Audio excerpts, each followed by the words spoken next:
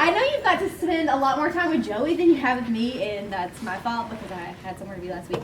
But I wanted to take time to introduce myself because I hope that this job is unlike any that you will have or have ever had. I know for me, I want to know who I'm working for on more than just you're someone that I work for. Like, I want to know them personally, and I want to get to know each of you personally. So I wanted to introduce myself, give you a little bit of my history, backstory, just so you know who you're working for, what I value, some of those pieces, just because I think it's really important. So I went to, it's crazy. I also love pictures. So I went to the University of Tennessee for my undergrad. I grew up in the middle of nowhere, Jamestown, Tennessee. I say this in my campus visit presentation all the time, but we lived so far out that we didn't have a mailbox. We had to have a P.O. box and drive in to get the mail. So we didn't have neighbors for miles.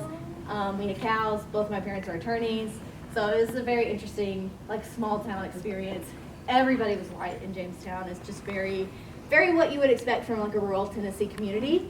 So I went to the University of Tennessee. Both my parents went there, but they didn't really influence my decision like some folks in Texas influence their students' decisions. And when I was involved in undergrad, so I never was an ambassador, fun fact. My student involvement, like job that I did kind of like you all are doing, is this one right here where I had to dress like a flight attendant. So you're welcome for not making you do that. But it was called the Student Alumni Associates, and so we just talked to donors about our experience and just kind of schmoozed them and asked about their life. It was great, and one of the perks was working what we call like the skyboxes in our stadium. So it was really great, lots of good food up there. But that was kind of what I did, and I worked throughout that office really my 4 years on campus. And so that experience kind of sparked me into getting to higher ed, but I'll talk about it. Mentioned I was a crazy horse girl. I was also the captain of our equestrian team. Yeah, so I went to zones. It was really great. I did not place. I had a horse. I threw the worst horse ever, and he was just like bucking and bucking and bucking. So it's kind of like a luck of the draw situation. Anytime like you competed, you didn't compete with your own horse. But it's not something that they have here, but Rice has an equestrian team, so just a fun fact. You may have heard this from me before, but I was a food and agricultural business major. There was a hot second where I really wanted to go to vet school because I was a super nerd in high school and competed in like quiz bowl for horses. Or you were the crazy I was really good. I was really good. So this sounds like I'm busy. Anyway, so I thought I was going to go to vet school. So I had to take classes where we I don't remember what we did the sheep, but I can visibly remember like castrating a cow, and I was like, oh my god, this is not going to be it for me. So then I switched to more the business side of food because I really wanted to work with like food insecurity and kind of, you know, the yield side of things. I thought that was really interesting at the time. I love like food justice around social justice, and I love like the environment. So I kind of focused in those areas. But I didn't want to study corn for the rest of my time. So because of kind of the experiences I had as an undergrad, I also was really heavily involved in the Center for Leadership and Service. So I did the alternative break trips, which I don't know that they do here. We also had a program kind of like Cub Camp that I worked with. So all of those experiences, I had some really great mentors. So people who kind of were in my shoes now, who just kind of developed me as a person. And I said, you know what, I think I want to do that for students because they just molded me as a person. So I went to the University of South Carolina to literally get a degree that does that helps students kind of discover themselves, discover what they're good at.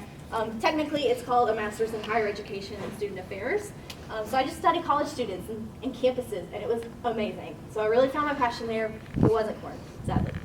So during my time at South Carolina, I worked in their Leadership and Service Center because it was really important to me to provide opportunities for students to learn in a way that I had learned. So I did that for 1 year, but then I moved to what I consider one of my most favorite jobs, which was with the Office of Sustainability. I was a leadership coach. So I had a very similar role to what Sarah is actually going to be doing with all of you this semester.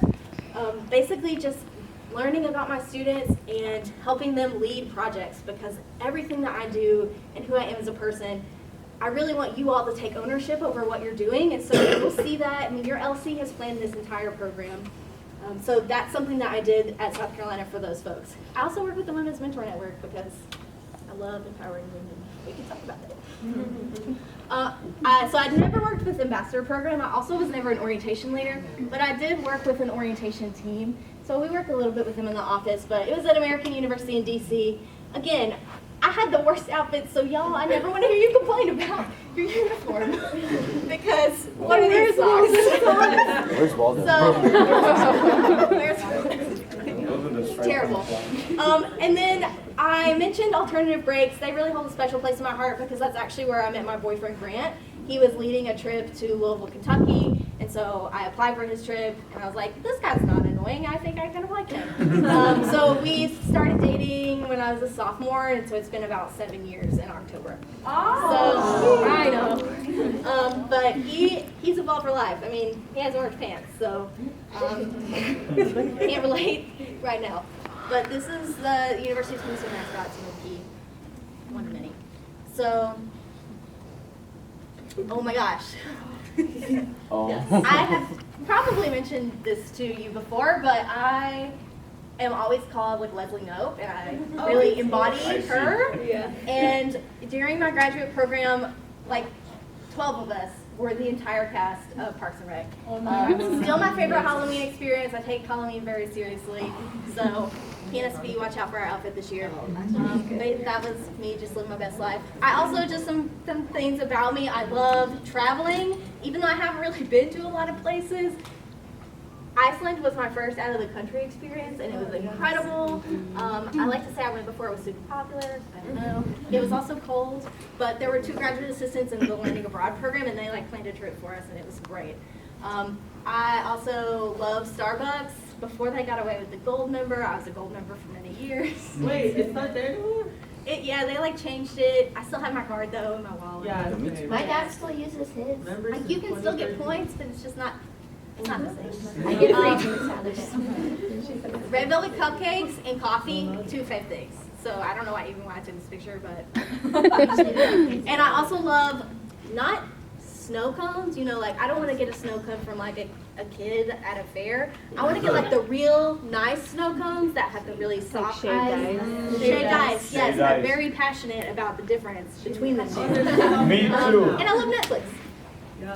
So, that's just a little bit about me. I know that has nothing to do with how you're going to do your jobs, but it's really important that I just share myself with you because, you know, as I ask you today to be vulnerable, if I don't show that to you, then how can I ask you to do that? I don't want to be a hypocrite.